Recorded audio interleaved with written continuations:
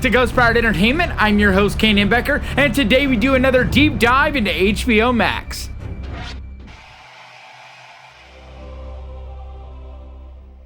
And real quick, before we get into this, if you could do me a favor and hit that like button, because that really does help this channel out so much. So for those of you not familiar with this channel, once a week I go searching through the popular streaming platforms and come up with 10 horror movies to recommend to you guys. This week, I went searching through HBO Max and came up with 10 horror movies that I think you will enjoy. And with that, let's get to the list. Pray it doesn't happen to you. Rabid. So Rabid is an early David Cronenberg film that came out in 1977, and it is kind of zombie, but not. It is sort of in that same line of people, killing each other and whatever, but this has a different way of going about it. It goes for much more of a rabid dog type of direction, because all the people act like they have something along the lines of rabies, and they just have to attack. And it is very cool how it attaches it in a lot of ways to like the real world, and how something could actually happen that would cause people to go crazy and attack each other like zombies, but not Walking Dead. It's a fun movie too. It's very grindhousey, grimy, 1977, not the greatest budget type of movie. But man, already you can see David Cronenberg coming at you with the body horror stuff.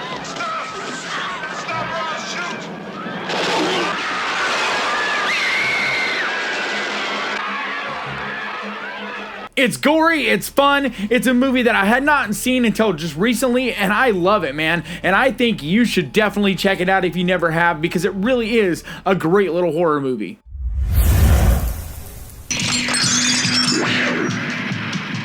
Haunting, mysterious, sensual, strange, perverse, riveting. The Hunger. So The Hunger is a fabulous early 80s movie that stars a very young Susan Sarandon as well as David Bowie. And both of them are just steaming on the screen and just so cool. This is just such a rad, new wave, kind of early 80s, stylish, sexy type of movie. And it deals with vampires in a kind of unique way. There's a real sad tragicness about this. It's a fantastic vampire movie that you don't hear hardly anybody talk about. I had seen it a while back, like quite a long time ago, and then I just recently rewatched it, and man, what a beautiful, amazing little movie this is. And life signs terminate right here. I think it's a great little movie that not enough people talk about, and I highly recommend it. Isn't there somebody who can stop him? That person's you. Why me? It was you that gave Nancy her strength. Where's my son? So The New Nightmare is one of, if not my favorite, Nightmare on Elm Street movie, because it was so different in the way that it was done, and it's so beautifully done and stylish. It has that real meta thing. He's trying to cross over out of films into our reality. The only way to stop him is to make another movie. Oh my God. Before Scream, you could see Wes Craven already coming at us with this whole meta way of doing things. And it is just such an underrated Nightmare on Elm Street movie. It's got a very dark and vicious Freddy Krueger, which I really dig. I do love Freddy with his humorous, wisecracking, thing that we love about him. I love that too. But it's really cool to see him as this more evil, scary version of himself that he is in New Nightmare. Just in general, I love the twist and style of this movie. It's just a lot of fun and a very cool movie, and one of the Nightmare on Elm Street movies that I feel like is never talked about enough, because it is really brilliant and, in my opinion, should be considered one of the best.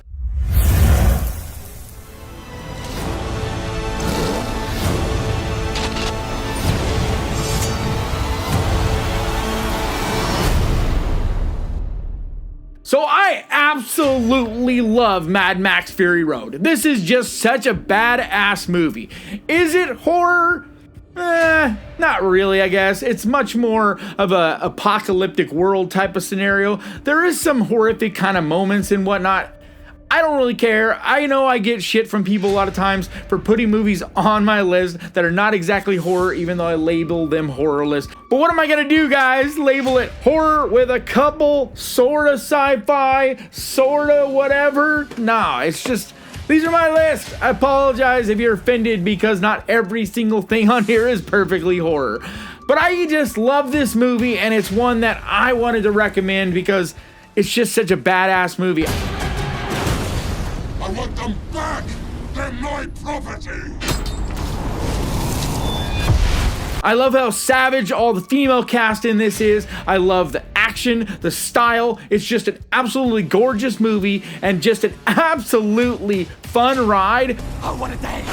What a lovely day! This movie seriously has some of the best stunts ever done, and just overall set pieces and the way this whole film is constructed. This is an amazing movie that I just had to put on this list.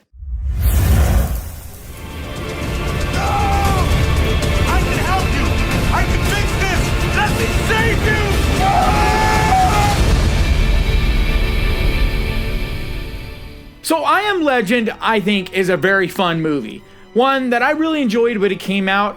The thing about it is, it could have been so much more, and I think that's why it isn't talked about as glowingly as it could have been. Because if it had been just a little more gritty, a little more bloody, a little more scary, I think this would have been a timeless, just badass horror movie.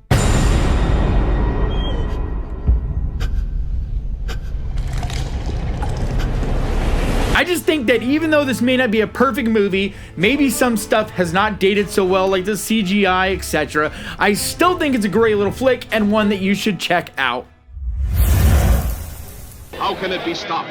Mob hysteria sweeps one city. Before long, the nation, and then the world could fall before the blood-curdling threat of the Blob.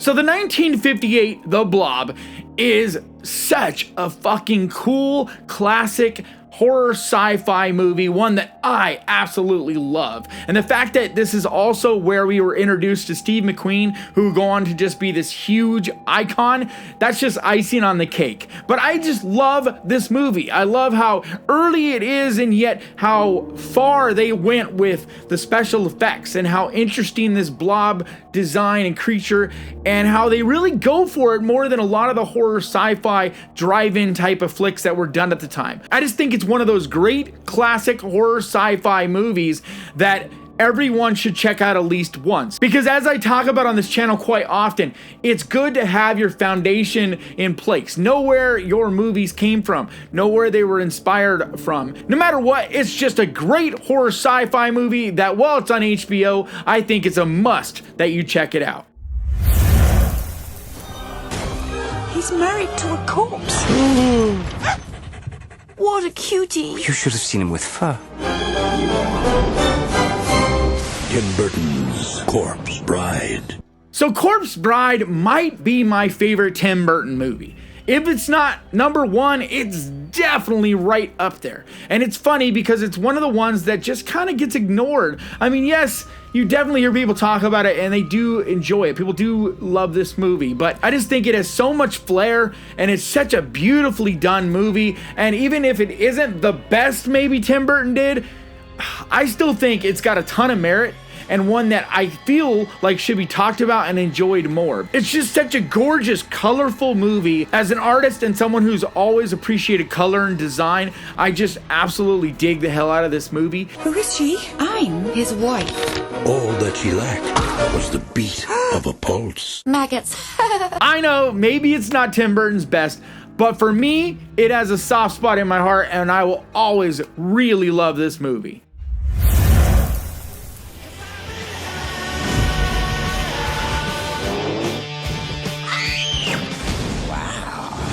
Disturbing behavior. So Disturbing Behavior is one of my very favorite late 90s movies. It is very unique in a lot of ways because in that era, you had this overly polished thing starting to happen that I talk about in the horror, sci-fi, thriller type of movies.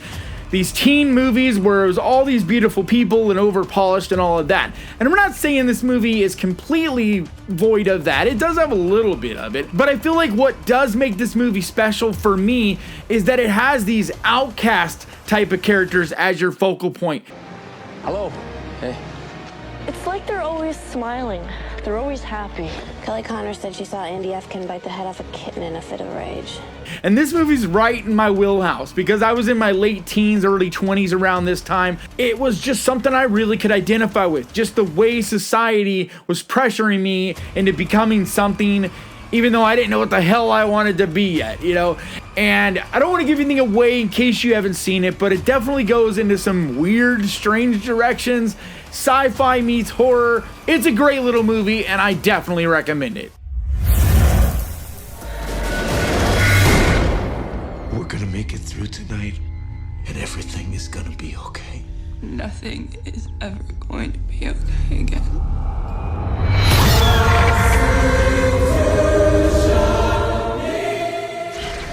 So the OG The Purge, even though maybe it wasn't as polished as some of the movies in the Purge franchise would be later on, there's something about it that I still absolutely dig. So even though it may not be a perfect movie and later on they might perfect that a little more in the franchise as the movies went on, I still really appreciate it for its simplicity and its simple way of telling this story.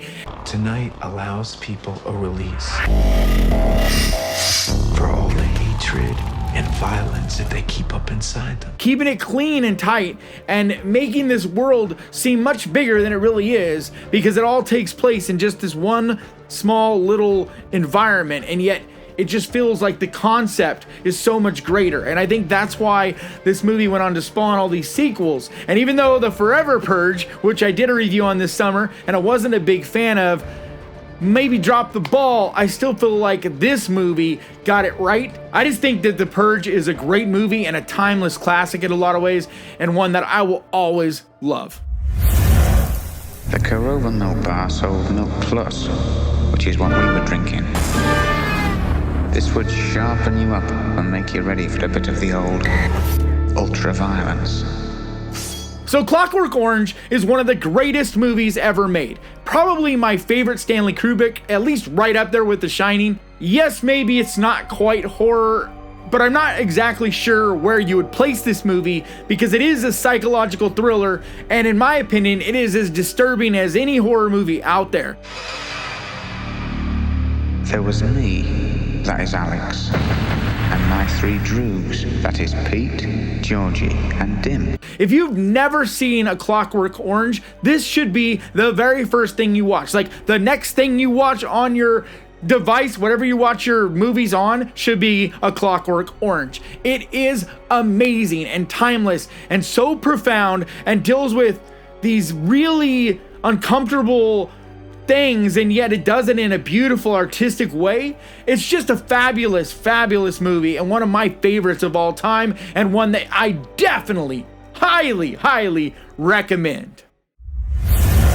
Alright guys, that's going to do it for me today. Please leave your comments down below. Let me know if you've checked any of these out off this list and which ones you like, which ones you hate. And also, if you could do me a favor, hit that subscribe button and ding that little bell, because that is the best way to keep track of this channel. And when I post videos like this, and I post videos like this at least 2 times every week, I also want to give a massive, huge, enormous thank you to my patrons, because you guys, your support seriously means so much to me. And if you would like to find out more about becoming a patron, the link is down in the description. And like always, thank you so much for watching. Please crush that like button. And remember guys, horror can be fun. I will see you guys next time.